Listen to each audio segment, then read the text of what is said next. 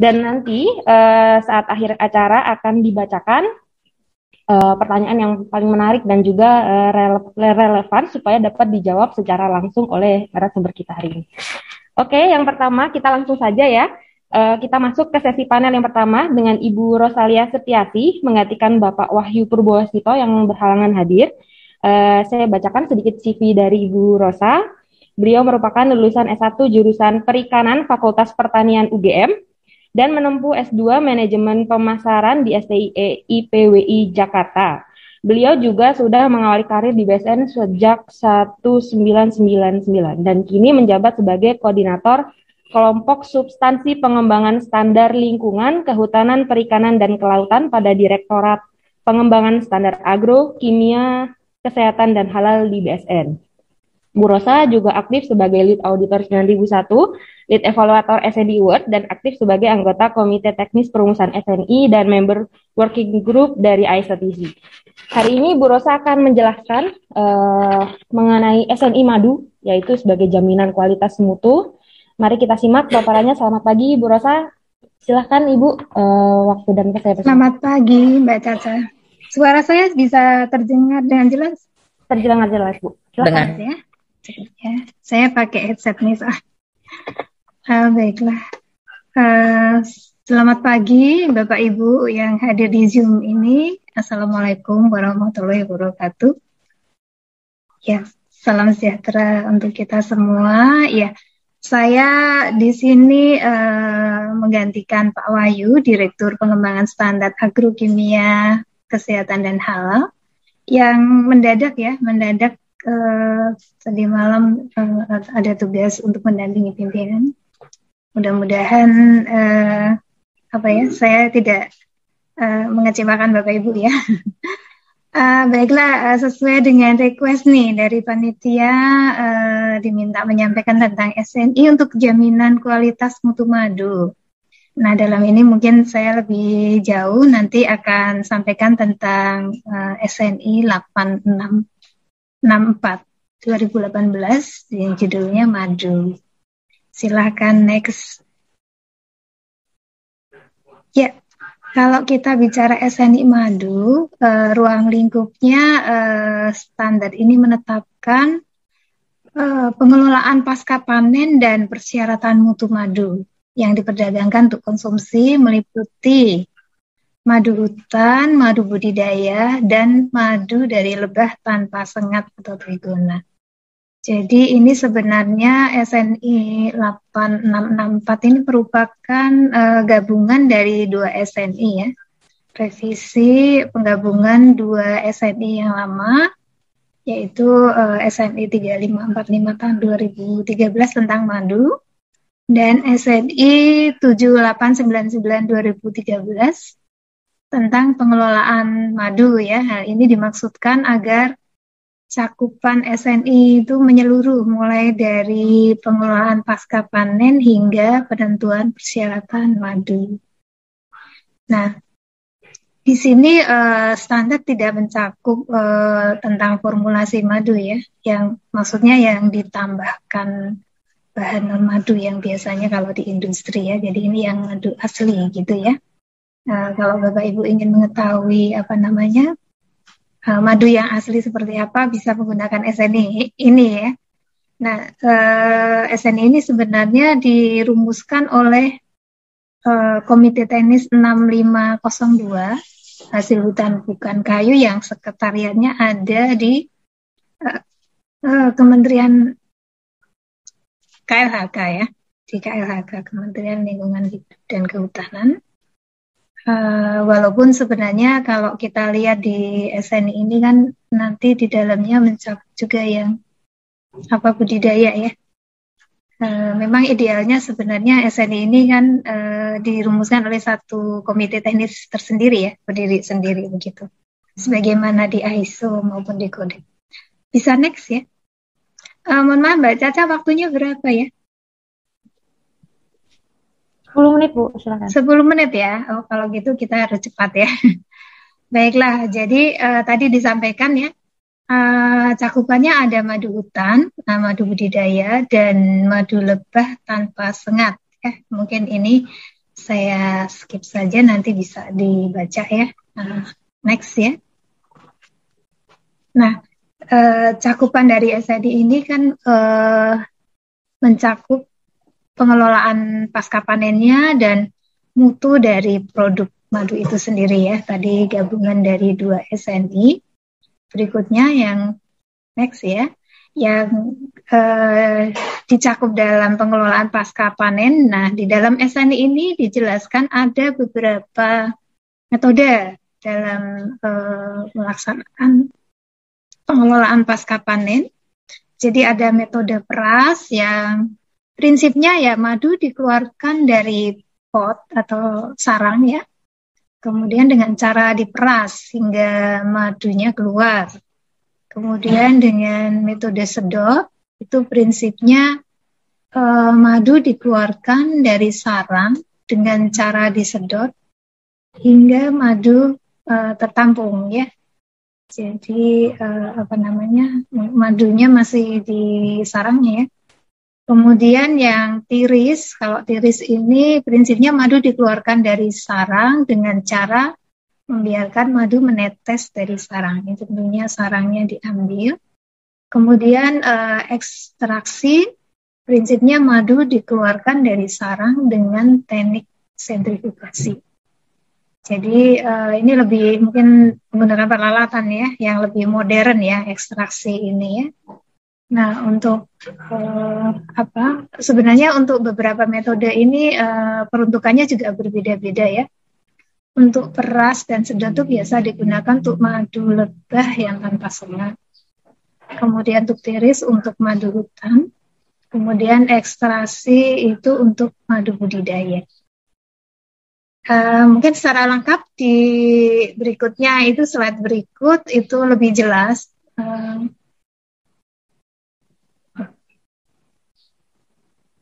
Ini ya.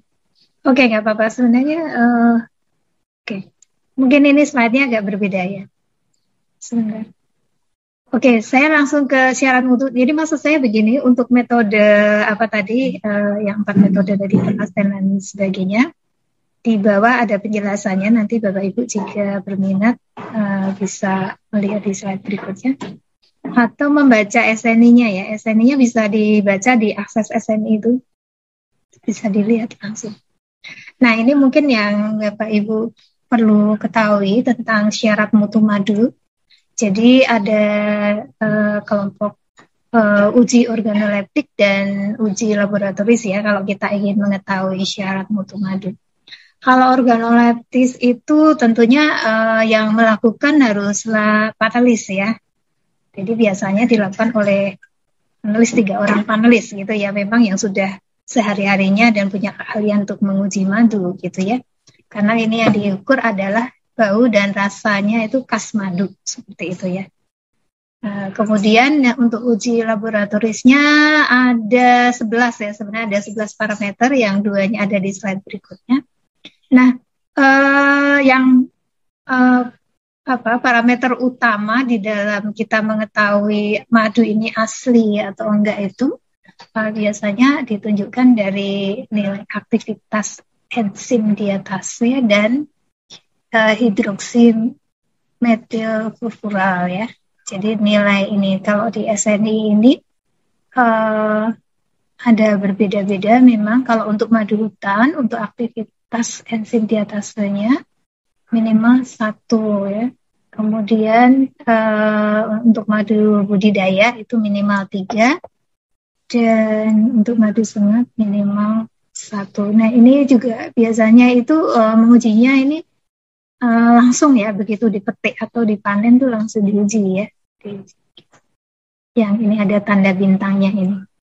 Kemudian untuk HMF atau hidroksimetilfurfural itu maksimalnya 40 ya.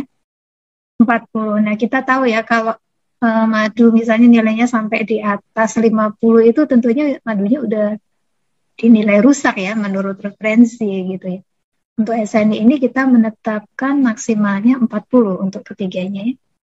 Kemudian persyaratan lainnya kadar air, gula pereduksi, dan sukrosa. Ini tentunya kandungan gula pereduksi dan sukrosa ini juga menentukan apa namanya preferensi ya, ingin madu yang apa kandungannya kan tidak beda ya, tergantung asal apa lebahnya itu ngambil eh, nektarnya dari apa, pohon apa, mungkin dari buah-buahan itu nilainya beda-beda. Makanya di sini mungkin ada juga nilainya yang berbeda-beda ya untuk gula produksi dan gula sukrosa. Untuk madu hutan dan madu budidaya itu minimal 65 ya. Ini biasanya disebut glukosa ya. Kemudian untuk madu lebah tanpa sengat minimal 55. Dan untuk sukrosa sama maksimal 5. Kemudian untuk yang lainnya tentunya mungkin yang parameter penting juga ini keasaman ya. Keasaman maksimal 50 mililiter NaOH per kilogram. Yang hitungnya ini metodenya dengan menggunakan ini ya, bukan dengan kertas lakmus gitu ya, dengan metode NaOH. Kemudian untuk yang lainnya ada persyaratan padatan tak larut dalam air dan abu, itu seperti pangan pada umumnya kita uji. Kemudian untuk cemaran logamnya ada 4 ya sebenarnya ini persyaratan minimal maksimal ya yang diperbolehkan, baik untuk timbal atau Pb, kadmium atau CD dan merkuri lagi maupun cemaran arsen. Nah ini kebetulan kalau untuk yang cemaran logam ini sudah sesuai dengan ketentuan ya, peraturan di Badan POM ya, di SN ini sama. Nilainya untuk Pb maksimal 1, semuanya sama. Kemudian kadmium maksimal 0,2, kemudian merkuri maksimal 0,03, bisa next. Ya, ini untuk arsen maksimalnya 1. Kemudian ini juga mungkin kadang-kadang kita menemukan chloramphenicol ya. Nah, ini tidak diperbolehkan ya. Ini juga sesuai Badan POM. Ini bahan senyawa yang tidak diperbolehkan ada dalam pangan ya. Nah, untuk keseluruhannya tentunya dari sisi higienitas madu ini diproduksi secara higienis sesuai dengan prinsip umum higien pangan. Misalnya dengan penggunaan alat-alat yang bersih ya tentunya. Dengan mungkin dengan apa yang stainless steel ya. Next bisa. Nah, untuk metode ujinya ini ada di SN ini ada metode yang digunakan untuk mengukur parameter tersebut ya.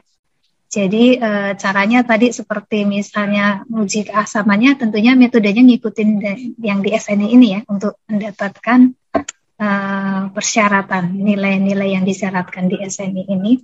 Mungkin saya tidak paparkan ya, ini bisa lihat di SN ini langsung. Ada berapa ya? Ini tadi 11 ya. 11 semuanya ada di sana. Terutama ini penting buat laboratorium ya. Yang mau menguji tentunya harus bisa 11 pengujian 11 parameter ini. Berikutnya. Ya. Di SN ini juga mengatur tentang pengemasan dan penandaan. Jadi madu untuk pengemasan, madu dikemas dalam wadah standar makanan atau food grade yang tertutup rapat, tidak dipengaruhi atau mempengaruhi isi, aman selama penyimpanan dan pengangkutan. Jadi tidak ditetapkan di sini, tidak dijelaskan harus pakai gelas atau yang plastik, tapi penegasannya wadah standar makanan food grade. Kemudian untuk penandaan ya, di bagian luar ini harus tertulis sekurang-kurangnya ya, nama produk, kemudian kata-kata 100% madu asli, berat bersihnya, nama dan alamat yang memproduksi atau importir, tanggal, bulan, dan tahun kadaluarsa ya. Mudah-mudahan nih memenuhi minimal yang disyaratkan peraturan Badan POM ya, saya kira memenuhi. Ya, next-nya. Ya. Baik. Oke. Saya sebenarnya ingin share yang ini ya, yang tentang bandingkan dengan apa standar di ISO maupun Codex. Tapi mungkin nanti saja ya. Waktunya saya kira sudah cukup ya. Sementara demikian Mbak Caca mungkin yang bisa saya sampaikan.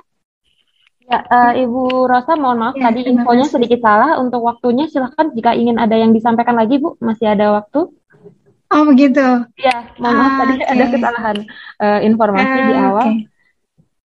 Baik, kalau gitu mungkin atau saya yang share ya, please.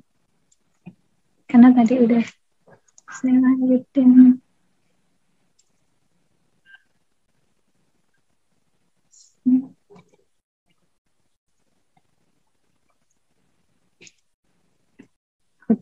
Sebentar ya, saya izin share.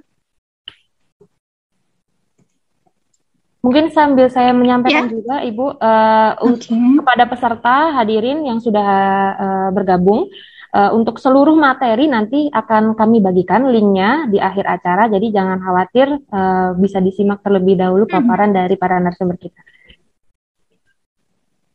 Ya, apakah sudah terlihat? Sudah, Bu. Sudah ya. Baik. Jadi sebenarnya kalau di ISO sendiri itu juga ada technical committee yang mengembangkan standar internasional yaitu ISO TC 34 subcommittee 19 ya. Namanya PIPODA.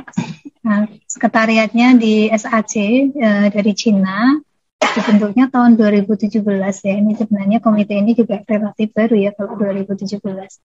Nah, skopnya ini sama ya saya kira dengan kita, meliputi apa namanya proses maupun produknya seperti itu. Juga di dalamnya ada apa tentunya standar mutu, kemudian metode tesnya, lebih luas lagi kalau di ISO mencakup persyaratan penyimpanan dan transportasi ya. Ini mungkin nanti kita bisa juga mengembangkan SNI kita. Nah, di ISO TC 34 Subcommittee 19 ini ada 2 working group ya. Working group 1 itu untuk honey, madunya, kemudian working group 2 itu tentang propolis. Jadi sebenarnya kita yang hadir di sini ini ya, kalau ingin mengetahui perkembangan juga di internasional bisa bergabung di working group ini ya. Ikut membahas di tingkat internasional seperti itu. Tentunya nanti melalui kontak terkait ya. Ini kalau nggak salah kebetulan kita belum mirroring ya untuk ini ya. Tapi nanti mudah saja kalau memang dari keinginan dari stakeholder kita ingin gabung, jadi kita masih member nih statusnya ya. Member itu belum, partisipasinya belum aktif ya, karena sebenarnya kita menginginkan sebenarnya ada konteks sendiri nih untuk madu. Kalau sekarang masih bergabung ya di 6502 gitu.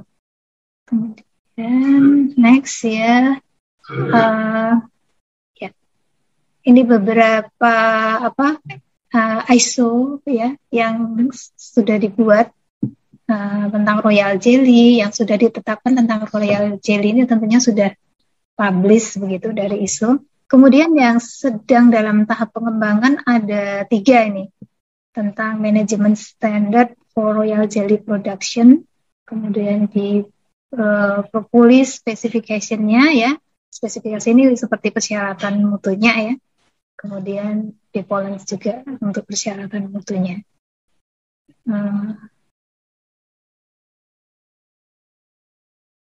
Nah, sebaiknya kita juga mengadopsi yang ini yang sudah publish, tapi tentunya juga memperhatikan apa keinginan stakeholder juga ya. Kita bisa membandingkan yang di ISO sesuai enggak ya dengan yang kita punya. Maksudnya madu-madu di Indonesia gitu ya. Kemudian di Codex sendiri, jadi Codex itu juga lembaga internasional yang mengembangkan standar pangan ya.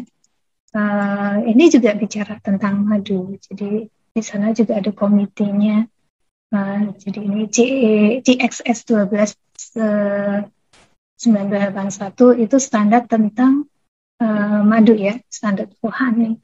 Nah, kalau di kodek ini dibedakan untuk yang standar madu untuk yang langsung dikonsumsi dengan standar madu yang untuk industri ya, yang industri tentunya nanti yang akan diolah bersama bahan-bahan lain. Nah, ini sedikit membandingkan saja ya yang kodek dengan SNI kita ya. Nah, di kodek itu ini hanya beberapa parameter saja.